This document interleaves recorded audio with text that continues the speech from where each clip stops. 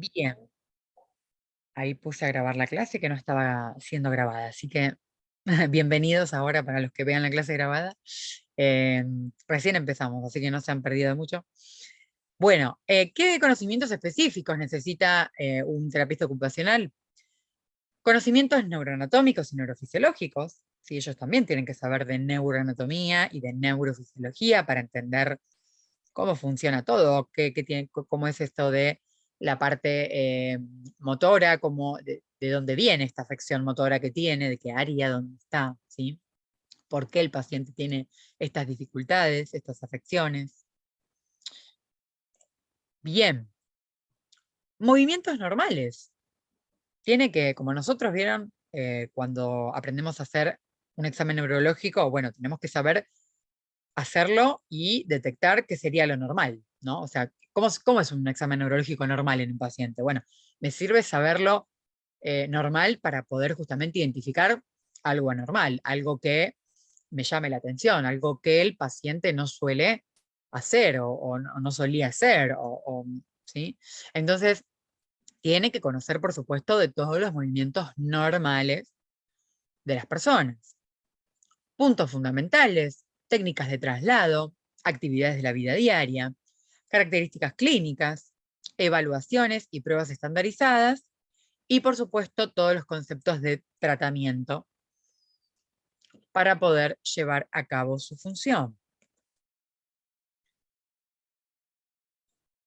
Bueno, y en cuanto al proceso de neurorehabilitación, vamos a hablar de todo lo que son los síntomas motores, por un lado, y por el otro lado, cuáles son los síntomas sensoriales, ¿sí?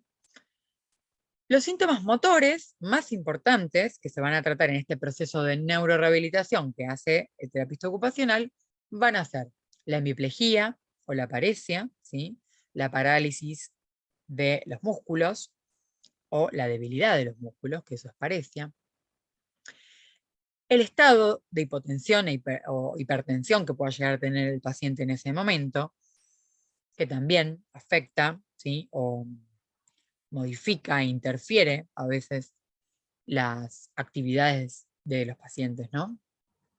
Las reacciones asociadas, la alteración de la postura y los déficits de la marcha. ¿Sí? Todo esto tiene que ver con lo motor.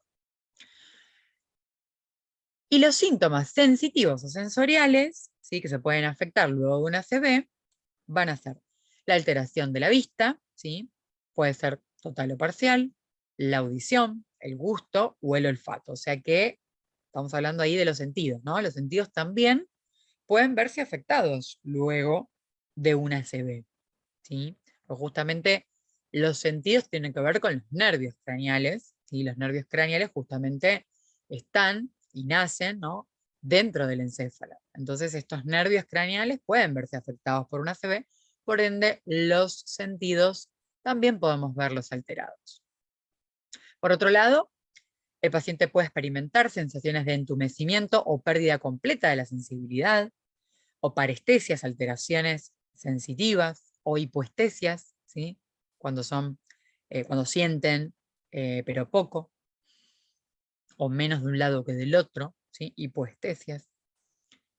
Puede también presentar trastornos de la propiosensibilidad, como también problemas del equilibrio, y esto viene mucho de lo que es el cerebelo. ¿Ven? Por eso les digo, uno tiene que saber también las funciones de todas las estructuras del encéfalo. Por un lado, está lo que es el cerebelo, que se encarga de todos los movimientos de la coordinación músculo-esquelética, ¿sí? Entonces, ahí ya si tengo un paciente con trastornos de la marcha, ¿sí? O un déficit en la marcha, perdón, o problemas del equilibrio también, ahí ya podemos darnos cuenta de que el problema puede venir de allí, ¿no? Bueno, ¿y cuáles son las valoraciones? ¿Cuáles son todas las pruebas, ¿sí? Que puede realizar el terapista ocupacional? Y estas son algunas, ¿sí? De las que nos presenta el módulo. Por un lado están las valoraciones de la estructura y función corporales, y para poder valorar esto se utiliza la escala del equilibrio de Berg, ¿sí? Donde se evalúa el equilibrio estático y dinámico. Por otro lado, valoran lo que es la locomoción, ¿sí? El caminar, o ciertos tipos específicos del movimiento, que tienen que ver con la velocidad en la marcha, y los movimientos, ¿sí? Los movimientos los evalúan con el índice de movilidad de Rivermed.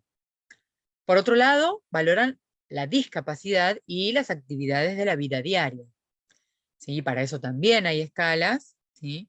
Y lo que evalúan acá es la discapacidad, ¿no? Cuán independiente y cuán dependiente es esta persona en este momento, ¿sí? Cuán funcional es. ¿Necesita ayuda para vestirse o se viste solo?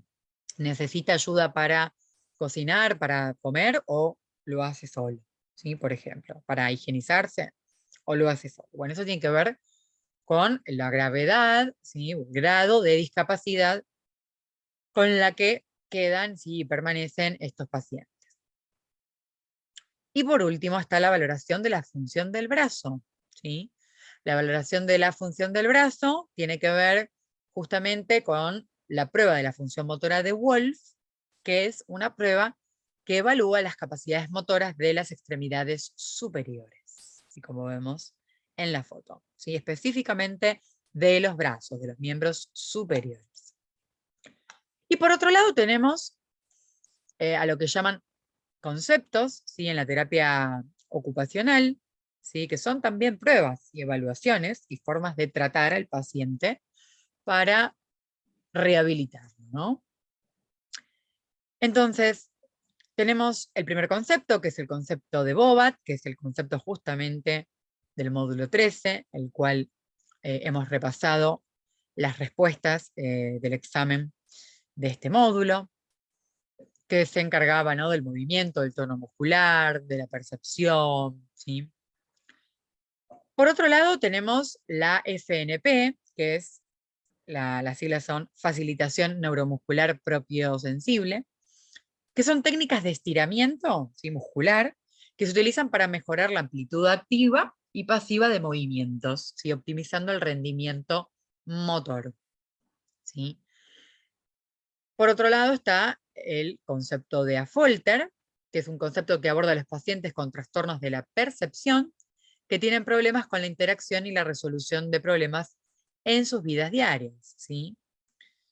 Por otro lado tenemos el concepto de Perfetti, que es un concepto que hace énfasis en lograr avances en la organización neurológica del cerebro y recuperar el control del movimiento, ¿sí? Y esto tiene que ver con la neuroplasticidad, que esto lo hemos hablado, de hecho, en otros módulos, ¿sí? Volver a, o sea, rehabilitar y ejercitar la discapacidad que ha quedado para, ¿sí? Volver a estimular esa área o ese centro para volver a adquirir esa función, ¿sí?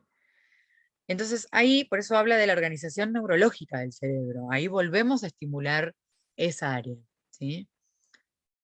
Por otro lado está la terapia del movimiento inducido por restricción, que pretende mejorar el uso de la extremidad afectada, ¿sí?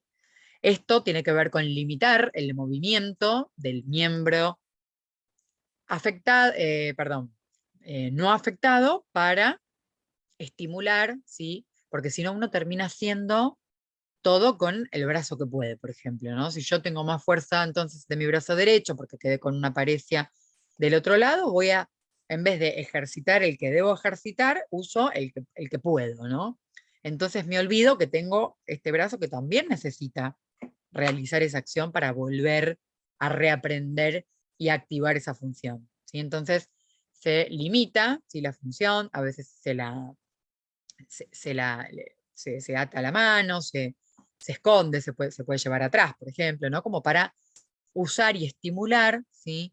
El movimiento del brazo afectado, por ejemplo, si fuera el brazo, ¿no? Lo mismo, obviamente, con la pierna.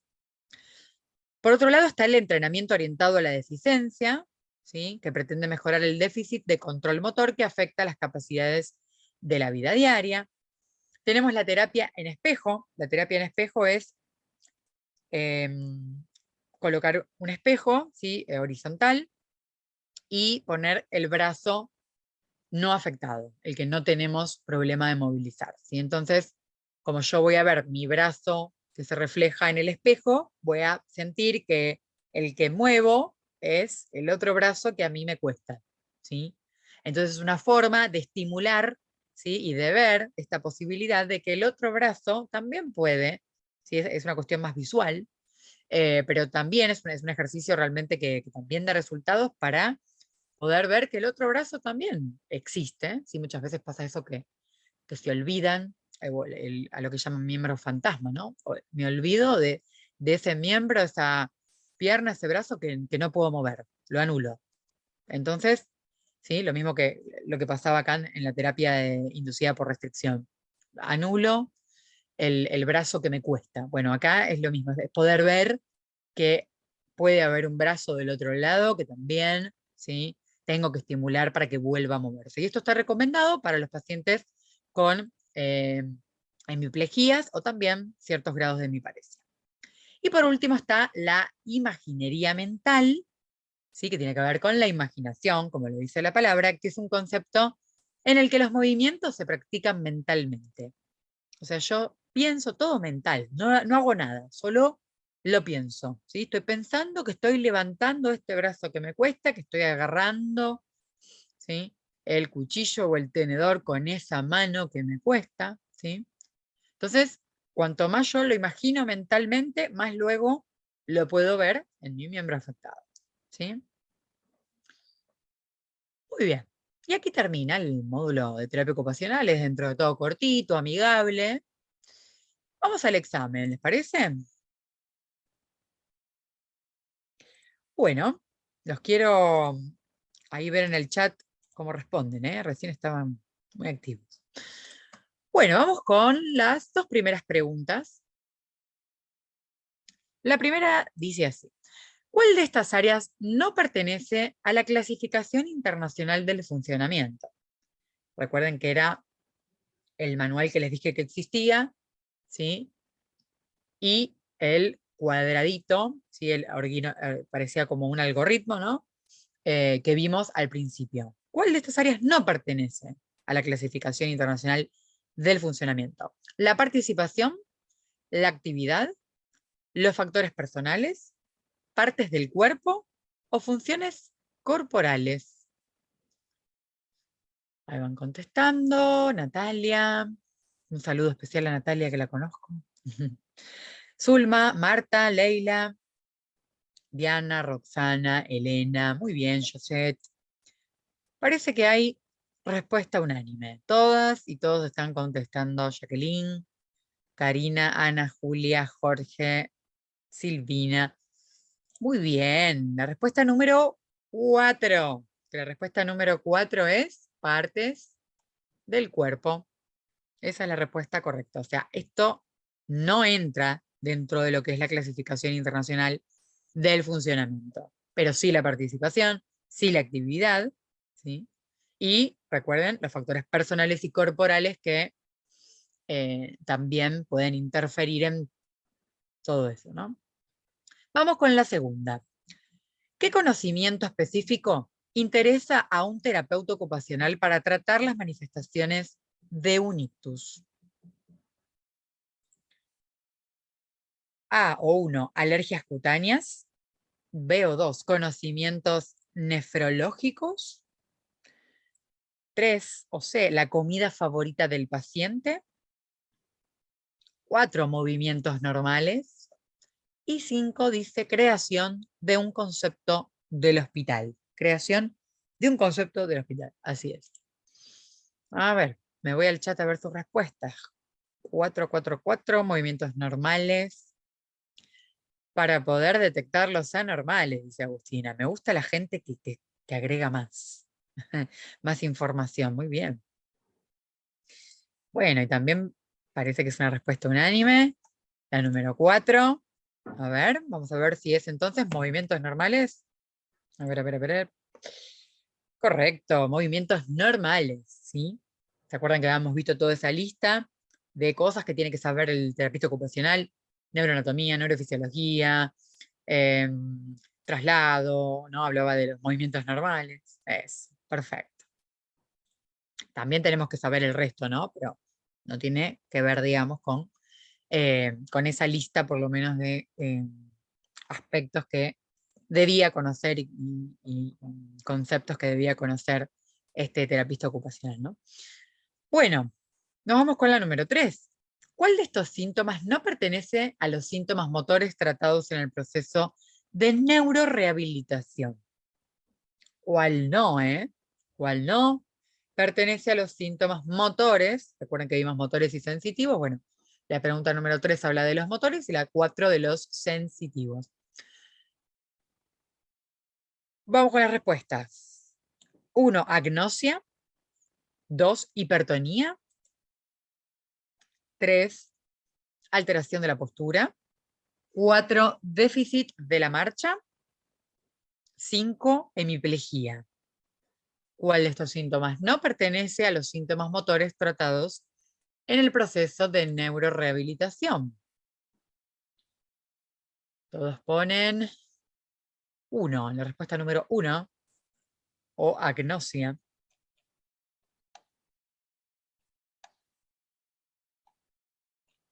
Respuesta número 1, Silvina, Karina, Giselle, Julia, Brenda. Muy bien. Han acertado. La respuesta es agnosia, la número 1. Sí, la agnosia tiene que ver con el lenguaje. O sea que no es algo justamente que tenga que ver con lo motor en sí, ¿no? Que sí lo tiene, obviamente, relación a la hipertonía, alteración de la postura, déficit en la marcha y la hemiplegia. Vamos a la siguiente, a la número 4. ¿Cuál de estos síntomas no pertenece a los síntomas sensoriales tratados en el proceso de neurorehabilitación? 1, apraxia. 2, entumecimiento. 3, alteración de la audición. 4, alteración de la visión. 5, pérdida del equilibrio. Ahí están poniendo apraxia, entumecimiento. 1, 2, está repartida. Esta no es unánime, ¿eh? A ver quién desempata. 2, 1, 1, 2. La 2 es entumecimiento. Cuando se hincha. A ver, a ver, a ver. Ahora todos ponen 1. Ahora sí. Llegó la respuesta unánime de Joaquín, de Elena, de Marta, de Inés, de Patricia, de Carolina, de Valeria. Muy bien, así es, correcto. La respuesta número 1, ¿sí? La apraxia. Eso no tiene que ver con lo sensorial, porque la apraxia tiene que ver con el movimiento de la coordinación, ¿no? En realidad, lo que uno hace para coordinar los movimientos, ¿sí? Entonces, eso no tiene que ver con lo sensitivo, pero sí el entumecimiento. Recuerden que hemos visto el entumecimiento como síntoma sensorial, alteración de la audición, ¿sí? Visión y pérdida del equilibrio. Vamos con las últimas dos. La número 5 dice, ¿cuál de estas valoraciones permite la evaluación de la función del brazo de los pacientes? Recuerden que la mencioné. ¿Cuál era? ¿Cómo se llamaba? Escala del equilibrio de Berg, medida de la independencia funcional, velocidad de la marcha, prueba de la función motora de Wolf o índice de movilidad de River-Med.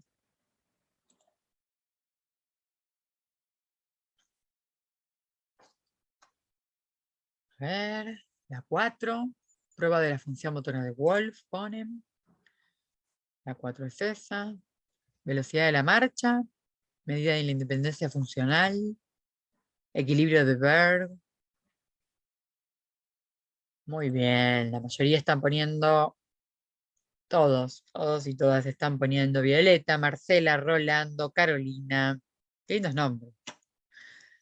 Están poniendo la número 4 y efectivamente es la número 4, la prueba de la función motora de Wolf. Y esta es fácil acordarse porque él es el apellido de nuestra queridísima Mariana Wolf, ¿no? Que es la que está ahí atenta todo el tiempo a ayudarnos con cuestiones del curso, mandándonos el mail, haciéndonos acordar de estas charlas, ¿sí? De mandarnos el link de la clase grabada, de todo, ¿no? Así que es fácil acordarse.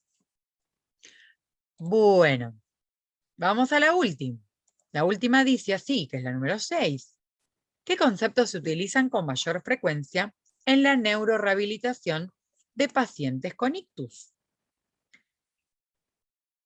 la prueba o concepto de Affolter, la terapia en espejo, el concepto Bobat, la terapia del movimiento inducido por restricción, la FNP o todas las anteriores. ¿Cuál de todas ellas se utilizan con mayor frecuencia en este proceso de neurorehabilitación que hace el terapista ocupacional? Todas ponen, y algunas ponen la número 4, que es terapia del movimiento inducido por restricción, que esa la nombré. Pero ¿qué pasa con el resto? Muy bien. Es toda.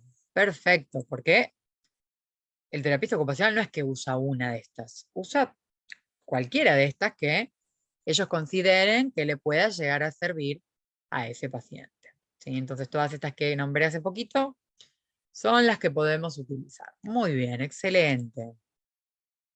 Felicitaciones a todos y todas que participaron divinamente. Bueno, muy bien, ¿eh? Vamos con el módulo 18 y terminamos. Hoy era cortita la charla, ¿eh? Era cortita. A ver.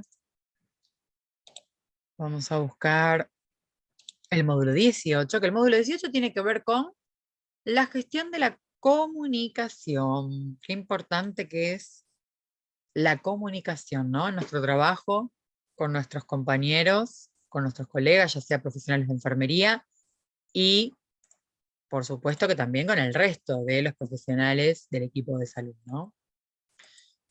Bueno, vamos entonces a comenzar. Qué difícil que es también, ¿no?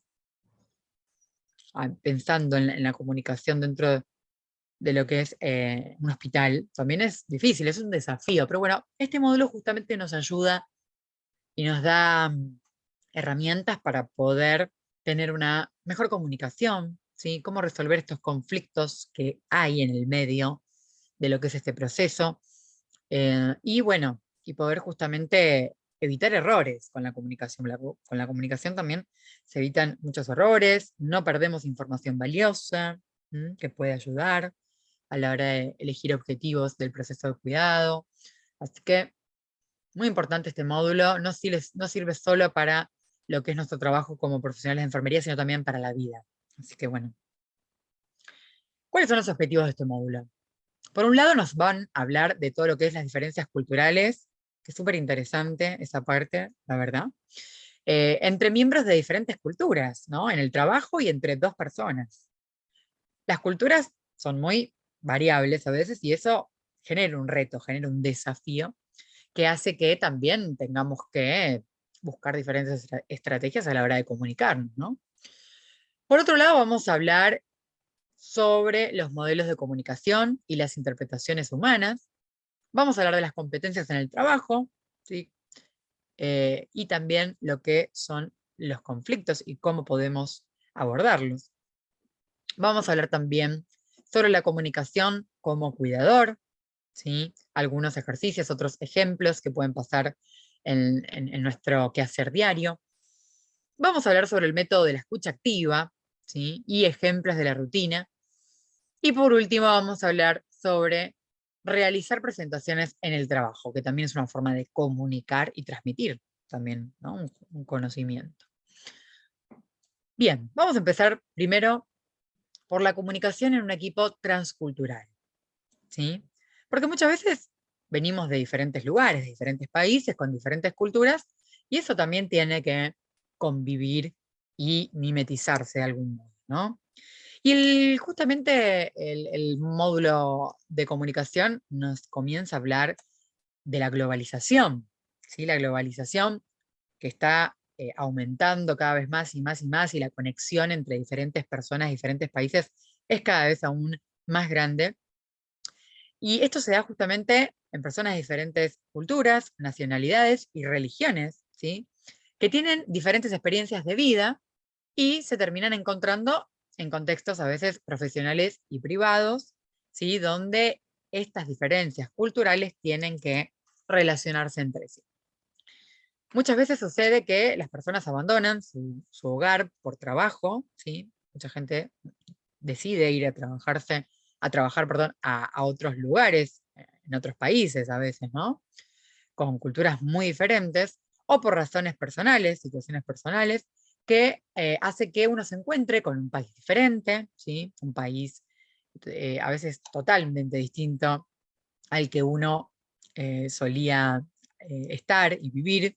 Entonces nos encontramos con esta nueva cultura eh, bueno, que va a tener un montón de situaciones distintas. El entorno, el idioma, las expresiones faciales, los gestos, los códigos de conducta, los valores, los rituales. Vieron que esto varía según el país en donde estamos, ¿sí?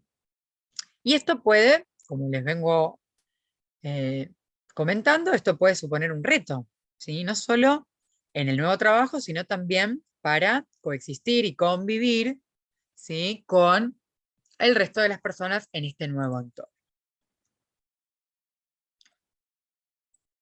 Y primero, este módulo nos habla de este modelo.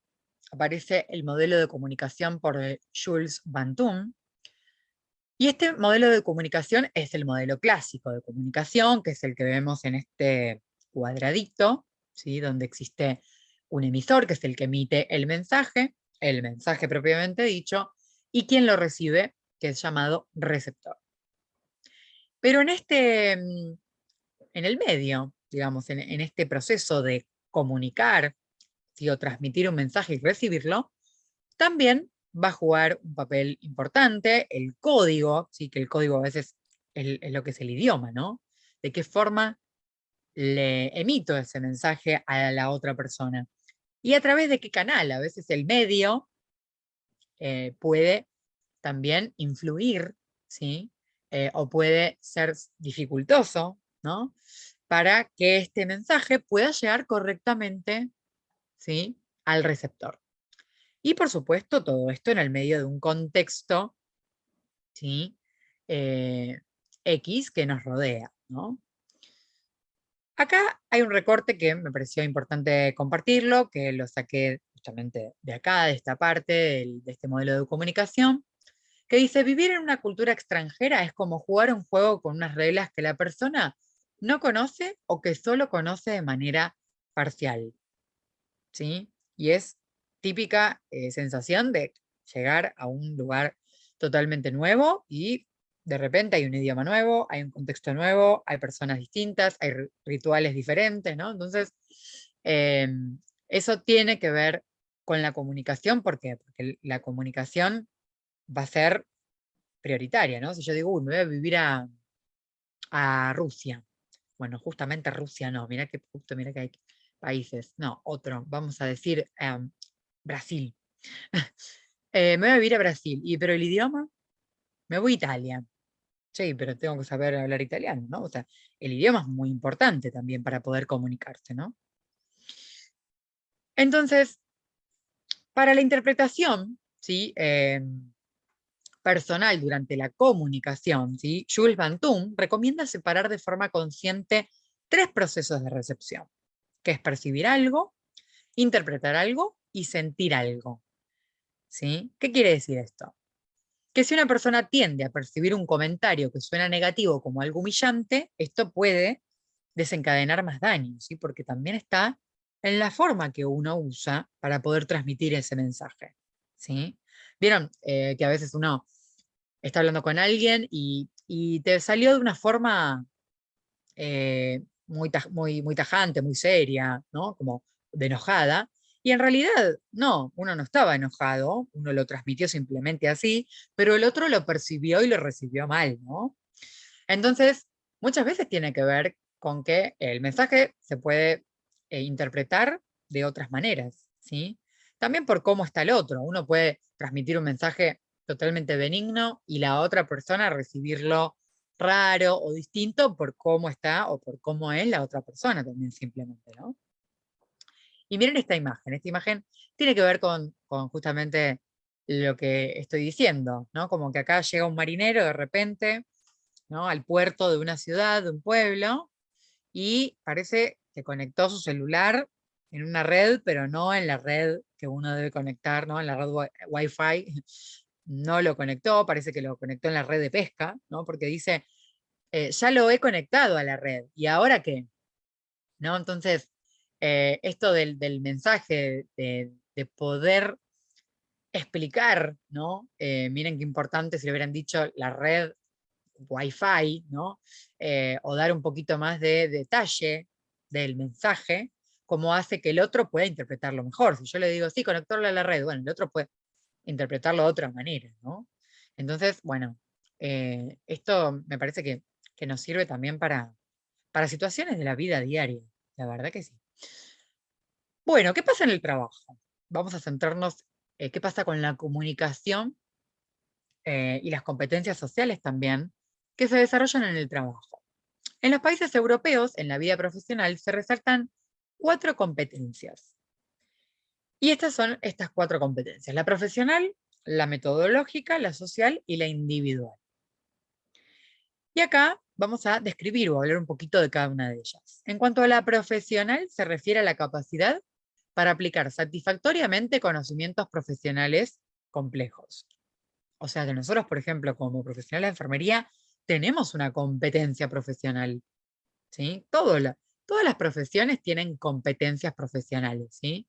Que eso requiere, obviamente, de tener previo a desarrollarla conocimientos específicos, complejos, ¿sí? Por eso uno estudia una carrera para poder justamente luego desarrollar esta competencia profesional lo mejor posible, de manera satisfactoria, como dice ahí.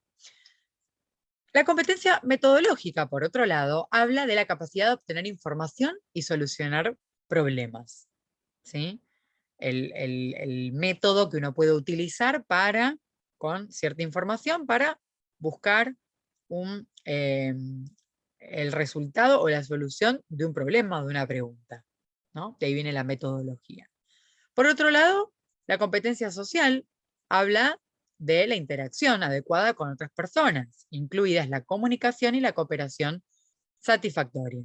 ¿Sí? La social es cuando nos comunicamos con el resto de la gente, ¿sí? En una sociedad, por ejemplo. Bueno, en el trabajo pasa mucho, ¿no? Que nos tenemos que comunicar con el resto del equipo de salud y toda la gente que trabaja, y con, obviamente, el paciente, la familia y demás. Y por último, la competencia individual, que es la capacidad para enfrentarse a uno mismo de manera crítica y reflexiva. O sea, una autocompetencia, ¿sí? Una competencia propia. Que esto se está viendo mucho ahora, ¿vieron? Esto de verse uno mismo, enfrentarse uno mismo, a hablar con uno mismo, ¿sí? Comunicarse con uno mismo. También yo, ¿cuántas veces, no? Uno se encuentra como hablando con uno mismo y viendo a ver de qué manera puedo resolver tal cosa y cómo soy en este contexto, y eso es bueno, eso es malo, me va a ayudar a relacionarme con el resto de las personas siendo así, bueno, y ahí las reflexiones, ¿sí? Y enfrentarse, ¿sí? De forma crítica a uno mismo, ¿sí? Pero obviamente con siempre el objetivo de poder ser mejores, ¿sí? Bien, y en el medio de todas estas competencias suceden ciertas cosas, ¿no? Por ejemplo, los malentendidos en el trabajo. Vamos a ver esta situación en un trabajo, ¿no?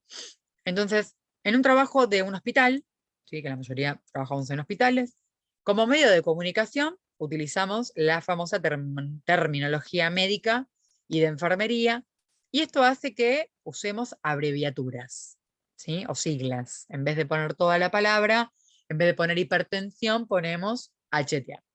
En vez de poner reanimación cardiopulmonar, ponemos RC. En vez de poner, bueno, dopamina, le ponemos DOPA, ¿no? Muchas siglas.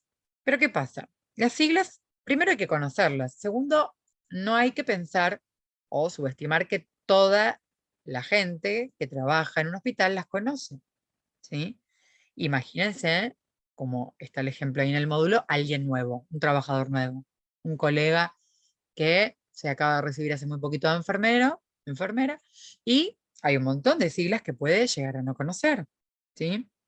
Entonces, y más si esta persona tiene una personalidad introvertida, que le cuesta preguntar, se puede realmente equivocar, ¿sí? Cometer un error muy grave por pensar que esto significaba tal cosa y al final no era. Entonces le di otra medicación. Esto puede ser muy grave, ¿sí?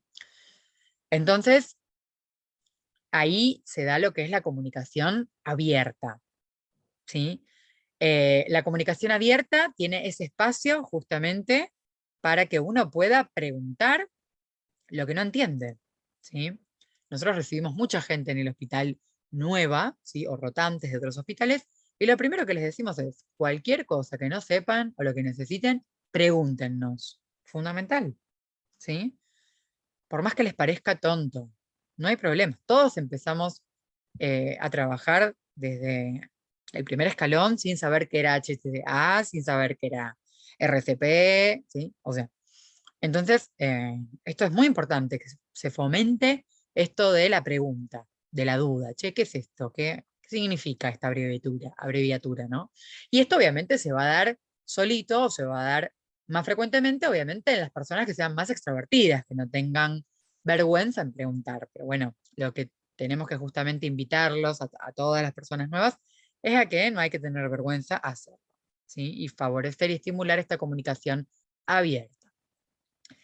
También hay algo que se llama búsqueda de apoyo, ¿sí? Que a veces uno comete un error, ¿sí? Por ejemplo, y tenemos a colegas, compañeros, ¿sí? Ya sea enfermeros o algún supervisor inmediato, por ejemplo, al quien le podemos comentar, preguntar, compartir lo que haya sucedido, ¿sí? Eh, y justamente sentirse en esa situación de apoyo.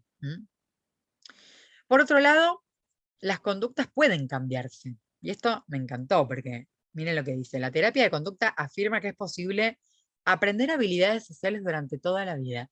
Y eso me parece que está buenísimo. Por eso yo les digo, esta clase sirve para, es como, ¿no? De autoayuda también, como sirve para que todos sepamos que no tenemos todo claro y todo sabido y todo aprendido. ¿Sí? Que por más que yo me maneja de cierta forma, no es todo como yo digo y nada más. Puede haber situaciones, ¿sí? Nuevas que yo no conocía y que me las dijo un compañero, ¿sí? Que las escuché de otras personas y de repente lo aprendí y puedo modificarlo. Nunca es tarde para modificar esas actitudes que uno tenía aprendidas, que nos dimos cuenta que eso no suma, al contrario resta. Entonces, me parece que estar abiertos y tener esa apertura a poder cambiar actitudes para ser mejores en el trabajo está buenísimo. Bien, seguimos con los conflictos. Está quedando poco. ¿Cómo podemos manejar los conflictos que es un hecho, suceden? Hay conflictos en el trabajo de uno. Entonces, ¿de qué manera, cuáles son las recomendaciones que un poco nos da este módulo para poder llevarlos a cabo, para poder evitarlos, ¿sí? Para poder manejarlos?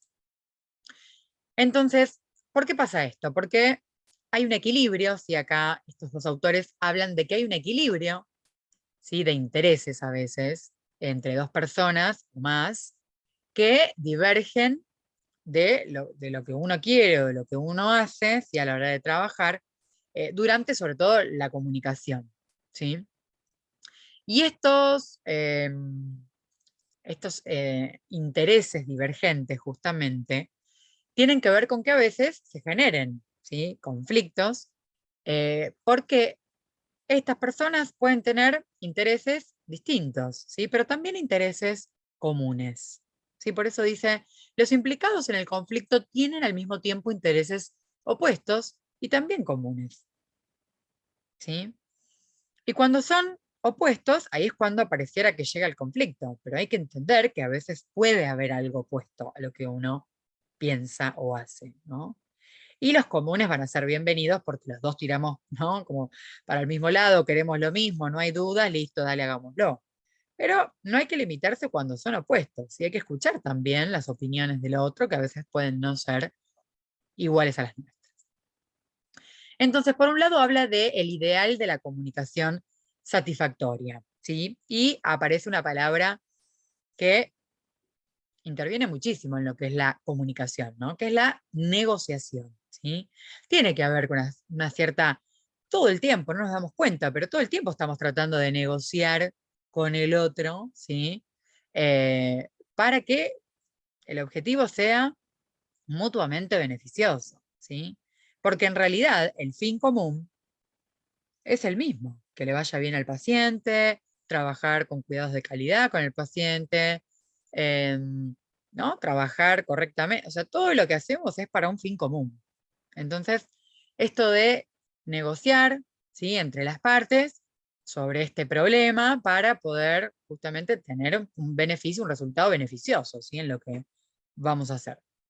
Por otro lado, habla de la negociación del conflicto en sí, ¿sí? Entonces, podemos tener una postura flexible, ¿sí? A la hora de encontrarse con este conflicto, como para justamente eh, no hacer que el conflicto se haga aún más grande, ¿no? Y buscar más que nada estos puntos en comunes que sí tenemos, ¿sí? Entre esta postura de repente distinta con la que me encuentro con la otra persona. Entonces, del conflicto también surge y parte la negociación. ¿Cuáles son las recomendaciones? El objetivo principal es obviamente lo que les digo, ¿no? No incrementar estas diferencias, sino reducirlas, ¿sí? Uno tiene que negociar, pero no negociar peleando, gritando, de forma maleducada, sino debe expresarse con cortesía y consideración, manteniendo la adaptabilidad y resolución de cada persona, ¿sí? Tenemos que ser adaptativos un poco a veces a esto, ¿no? A esto de lo distinto, de la diferencia. Y habla de justamente lo que es la comunicación entre profesionales, ¿sí? O sea, por un lado está la comunicación intraprofesional, que tiene que ver con el intercambio de información sobre los pacientes y sobre la organización, ¿sí?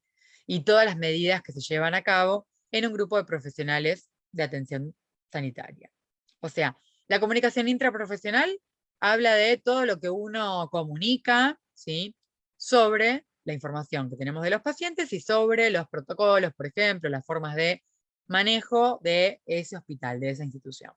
Y la comunicación interprofesional, ¿sí? Es la comunicación entre los diferentes profesionales de la salud, ¿sí?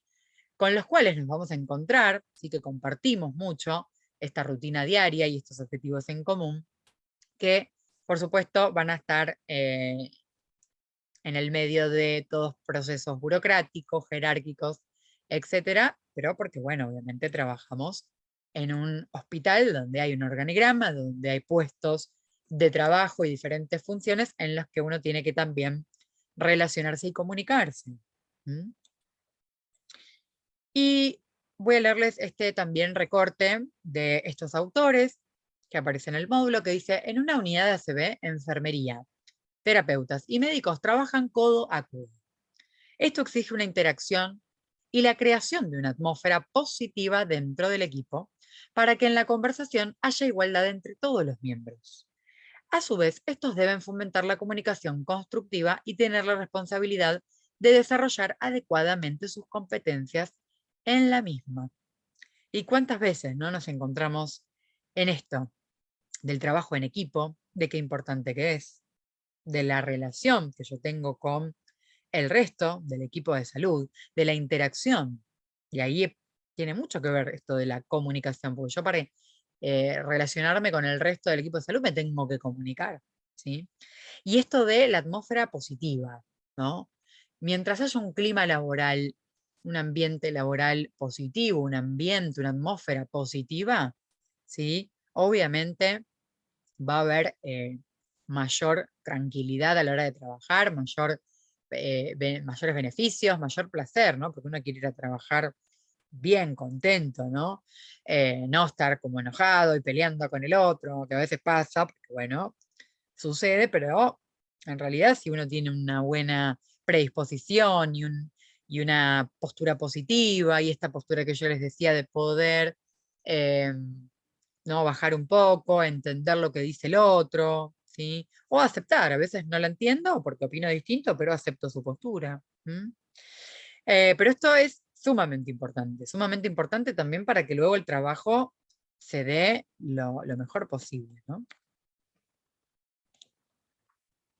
Y por otro lado, habla de la comunicación que tenemos con los pacientes, que es muchísima, que es permanente. ¿Cuántas veces nos encontramos hablando con nuestros pacientes? Muchas, ¿no? De hecho, a veces decimos, ¿no?, que somos hasta psicólogos de los pacientes, ¿no? Bueno, porque uno habla mucho con los pacientes y porque uno tiene que comunicarse para poder transmitir información, para poder educar, para poder informar, avisarle al paciente, por ejemplo, qué medicación le estoy administrando, explicarle para qué sirve, cuáles son los efectos adversos que puede haber, ¿sí? Y un montón de cosas más, ¿no? Entonces, en cuanto a la comunicación de los pacientes, se recomienda la práctica de la técnica de la escucha activa, ¿sí?, la cual se caracteriza por una actitud positiva hacia los pacientes, ¿sí? Si yo le demuestro al paciente que estoy dispuesta a escucharlo, que quiero escucharlo, no. Mientras me habla, ¿no? Pongo cara y sigo haciendo mis cosas como si nada. No, esto de la escucha activa me parece que es una tranquilidad, una forma de apoyo, ¿sí?, que uno le da al paciente, que muchas veces tiene que ver, ¿no?, con la empatía, con esto de tener que darle esta tranquilidad al paciente de que estoy yo como enfermero o enfermera para escucharlo y poder satisfacer todas esas necesidades que tenga, ¿no? Que a veces es muy difícil por el tema de los tiempos, ¿no? El tiempo, nuestro tiempo es oro, porque hacemos muchas cosas, tenemos muchas acciones de enfermería y a veces escuchar uno lo deja como para lo último o como que, che, no tengo tiempo. Bueno, esto pasa muchas veces por la cantidad de trabajo que tenemos, pero me parece que a veces con por lo menos estar atentos a poder escucharlos en el primer momento que conocemos al paciente, después cuando realmente lo necesita, ¿no? Es muy importante. Esta interacción, ¿sí?, tiene que estar obviamente eh, comandada por esta palabra que siempre aparece, que es la empatía, ponernos en el lugar del otro, ¿sí? Poder tener esta capacidad sensible para comprender los sentimientos, los pensamientos y la vida de la otra persona, ¿sí?, independientemente de su sexo, de su cultura y de su religión, ¿sí? Porque muchas veces nos vamos a encontrar con pacientes con diferentes religiones, con diferentes pensamientos, diferentes culturas, ¿sí? Con esto nuevo del género, que está todo muy activo ahora y distinto. Y bueno, todo esto que sucede ahora, sucede, es algo real, y hay que amoldarse, hay que adaptarse, hay que acostumbrarse, ¿sí? Y que no hay que estar, no, porque esta persona es así, ¿no? No, hay que entender, hay que comprender que el otro es el otro, ¿sí? Y durante la comunicación profesional, ¿sí?, la capacidad de escucha es una prioridad, dice acá Fiedler y Coles, y esto significa que debemos escuchar primero al paciente, ¿sí? A veces no lo escuchamos y le decimos algo, no, porque, y de repente lo que nos quiere decir el paciente es una información que, no, sí, hay que escucharlo también al paciente, es muy importante, ellos nos pueden dar también mucha información valiosa y que a mí me sirva para a veces modificar algunas conductas, ¿no? Bueno, y de la empatía, ¿sí?, de la respuesta empática, nace todo lo que es la interpretación, ¿sí? Interpretar cuál es el pensamiento del paciente, ¿sí? Interpretar qué es lo que quiere, qué me quiso decir con esto, ¿no? ¿Qué es lo que quiere? Bueno, muchas veces, después de varios años, ¿no?, de haber trabajado como enfermera, uno dice, ya sé lo que quiere. Bueno, de repente los empezamos a conocer, lo empezamos a darnos cuenta y a interpretar lo que les pasa. Por otro lado, podemos indagar, ¿no? Hacer esto de lo que es la investigación con preguntas, ¿sí?, para obtener un poco más de información, a veces cuando no lo tenemos tan completo y no sabemos bien qué nos quisieron decir. El apoyo, ¿sí?, el consuelo, la expresión de simpatía, eso suma muchísimo. Eh, Hay que ponerse del otro lado y ver que si alguien viene y me sonríe, ¿no? Cuánta calma trae eso, cuánto consuelo en el medio de a veces tanto dolor, tanta agonía, tanta soledad. La solución, ¿sí? Encontrar alguna solución, poder ayudarlo de alguna manera, interpretar lo que quiere el paciente y poder buscar, ¿sí?, la solución a eso que le pasa o que eso que quiere el paciente y proponer algo, ¿no? En lo más inmediato posible para dejar tranquila a esa persona. Y comprender, ¿sí? La escucha tiene que ver con esto eh, de escuchar compasivamente mientras el paciente nos cuenta lo que le sucede, ¿sí? Bueno, y por último, ya vamos finalizando. Este módulo, que está buenísimo esta parte, a todos los que les gusta también la docencia y, o no, pero bueno, tienen que presentar algo en el trabajo sobre algún paciente, un caso clínico, sobre alguna patología nueva, sobre cuidados de enfermería específicos en tales pacientes. Bueno, esta parte del módulo nos sirve y nos aconseja muchísimo sobre eso, ¿sí? Y nos dice que presentar es algo más que hablar, ¿sí? Por eso se utiliza esta palabra, ¿no? Presentar, voy a dar una presentación, no voy a hablarles, ¿sí? Hablar, hablamos todos, habla cualquiera, ¿no? Pero presentar tiene que ver con algo mucho más que hablar, ¿sí? Algo estructurado, algo que tiene un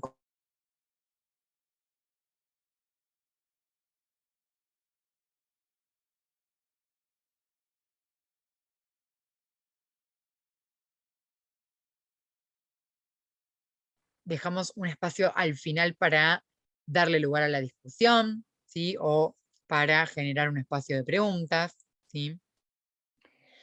¿Me están escuchando bien? Porque recién me apareció un cartel, ¿se me cortó o me escuchan bien?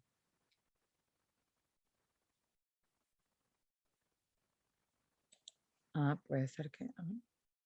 se cortó. Ah, bien. Se cortó, quedé congelada, o sea, quedé así. Sí, porque apareció un cartel que decía su conexión es inestable y ahí fui a mirar el wifi, pero está todo ok, así que se ve que fue una ola de nomás cortita.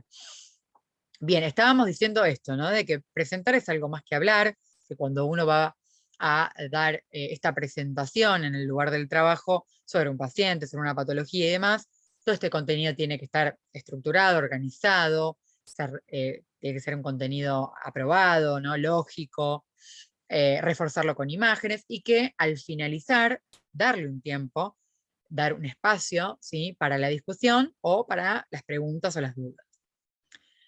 Entonces, por un lado, habla del abordaje adecuado. O sea, que siempre que vamos a preparar una presentación, primero nos tenemos que preguntar a quiénes se la vamos a dar. ¿Quiénes son los destinatarios? ¿Quiénes me van a escuchar? ¿Sí? Porque no es lo mismo, por ejemplo, cuando un docente va a dar una clase. No es lo mismo personas que están recién comenzando en el tema, o personas que ya se están por recibir, o gente que ¿no? ya tiene más experiencia, ¿no? en el tema. Bueno, siempre hay que saber a quiénes le vamos a dar esta charla. ¿Qué papel desempeñan? ¿Qué conocimientos previos tienen? ¿Cómo ayudará mi presentación a los presentes? ¿Qué objetivo tiene esta presentación que yo les voy a dar? ¿Y qué expectativas se supone que tienen? ¿Sí? Todas esas preguntas me las tengo que hacer yo para justamente poder enfocarme en esta presentación, ¿sí? Para poder poner el contenido que realmente quiero compartirles a estas personas específicas. Por otro lado, habla de las presentaciones animadas, o sea, de la interacción, ¿sí? Eh, no es lo mismo alguien hablando, ¿sí? Como yo ahora un relojito, pero bueno, porque ustedes son muchos, entonces por eso no habilitamos la sala de Zoom así que ustedes puedan conectar micrófonos y demás, sí por el chat, pero no con micrófono. Pero la idea es que sea todo un ida y vuelta, ¿sí? Permanentemente. Que el profesor pregunte y que también el alumno pueda preguntarle al profesor, ¿no? El control del tiempo es fundamental. ¿Por qué? Porque a veces me quedo sin tiempo. Uy, no, preparé un montón de cosas y al final terminé diciendo dos porque se me acabó la hora. Che, me están cerrando el aula. No puedo seguir compartiendo lo que quería compartirles. Bueno, entonces siempre tenemos que ver cuánto tiempo disponemos para presentar lo que queremos presentar, ¿sí? Y debemos ajustar, ¿sí? Muchas veces queremos decir todo y no se puede decir todo, entonces ajustar el contenido a la información más relevante, ¿sí? Más importante. Entonces, bueno, tener un común anotado, ¿no? en un bloc de notas, por ejemplo, bueno, ¿cuánto me va a llevar cada parte de cada clase? El tema 1, el tema 2, el break, ¿no? El descanso, el tema 3 y la parte de la conclusión. Y la parte del espacio de preguntas. Bueno, ¿cuánto tiempo le voy a dedicar a cada cosa? Y ponerme el cronómetro o el temporizador en el celular, que eso ayuda mucho. Bueno, y cuando uno va a preparar la información, obviamente uno se tiene que centrar en el mensaje principal, ¿sí? Esto está, por supuesto, más fácil de poder verlo y aprenderlo con estas ayudas visuales, ¿no? Con las imágenes, con los videos, y vamos a reforzarlo, obviamente, con información básica añadida a esa foto, a ese ejemplo, a ese cuadro. Y por último, el aspecto competente. ¿Sí? ¿Qué quiere decir el aspecto competente? Que uno tiene que, por supuesto, presentarse, ¿no? Antes de empezar a hablar, tiene que decir quién es, y esta persona saber lo que está diciendo. Eso es muy importante. Si mucha gente presenta algo y nada más, solo lee lo que dice la diapositiva, no agrega más nada, chau, hasta luego, gracias por venir. No. Esa persona tiene, ¿sí?, que ser competente, tiene que saber, ¿sí?, lo que va a comunicar, ¿sí? Tiene que transmitir confianza con lo que sabe y obviamente eh, poder sentirse, ¿no?, en esta posición informal, como por una forma de llamarlo, para poder comunicar eh, algún tema, ¿no? Porque es la forma que donde uno, digamos, se encuentra más cómodo para poder compartirle al otro lo que uno sabe, ¿sí? Y por supuesto, los chistes y el sentido del humor ayudan un montón. Bueno, terminamos con este módulo. Vamos a ir hablando del tiempo, me voy a fijar y ya estamos en horario, me quedan 2 minutos. Una buena noticia es que este módulo no tiene examen, así que cuando pasen del 18 al 19 no van a ver ningún examen, así que quédense tranquilos, que es normal, no tiene. Así que no vamos a hacer ningún tipo de eh, examen ahora, ¿sí? Vamos a hacer 2 verdaderos y falsos nomás que preparé para este módulo y nos vamos, ¿sí? Que son muy fáciles, miren, y divertidos. Vamos al módulo, entonces 18, miren, tienen que contestar con verdadero o falso.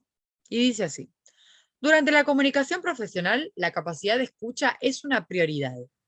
Esto significa que debemos escuchar primero al paciente. ¿Verdadero o falso? ¿Tenemos que escuchar primero al paciente? ¿Es verdadero eso? Y luego comunicarle lo que venía a decirle, porque capaz lo que me está diciendo era valioso y antes que se lo pude decir, pude descubrir algo nuevo, por ejemplo. Verdadero, verdadero, verdadero. Todos ponen verdadero. Muy bien. Es verdadero, correctamente. Ahí los minions le festejan su respuesta. Muy bien. Y la última del verdadero y falso, dice: durante la comunicación hay un remitente o emisor al que le gustaría comunicar un mensaje a un destinatario o receptor. Sin embargo, puede que estos mensajes sufran interferencias. ¿Esto es verdadero o falso?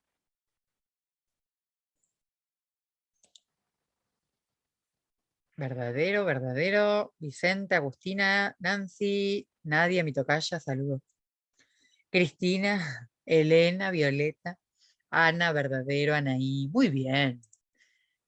A ver si los minions festejan o no festejan. Festejan. Festejan los minions. Muy bien, es correcta.